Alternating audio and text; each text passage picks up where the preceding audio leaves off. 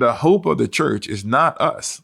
It's not any leader, any individual, any church. The gospel, the Christian faith, the existence of God does not depend on the success of any individual leader. One of the things that I like to say is that, there's sometimes a new book comes out that says that God doesn't exist, or there's some book that's showing some new evidence.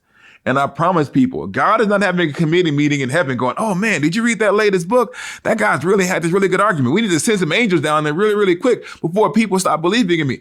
God is utterly comfortable in this existence. He knows, and he's in control. And if that's the case, then none of us are the stars in the story of God. And this releases some of the pressure. If it's not upon us to create the world or sustain the world or sustain the church, all we have to do is to be faithful. And that's actually what God says to Joshua. Moses has died. His part in the story has come to its conclusion. Now, what do you do? How do you take up the role that God has given you?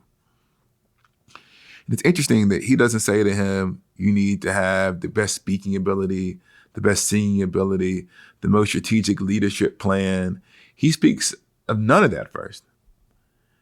The first thing that he tells him is to obey the law, to trust in God's word, and to allow God's word to form his actions.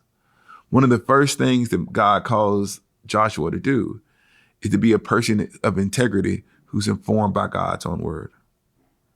That it should be something he meditates on, that he thinks about.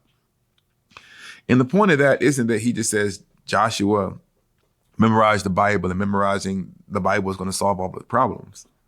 What Joshua is learning through meditating on God's word is, once again, that it's not his job to save or rescue Israel, but to put his trust in the person who can.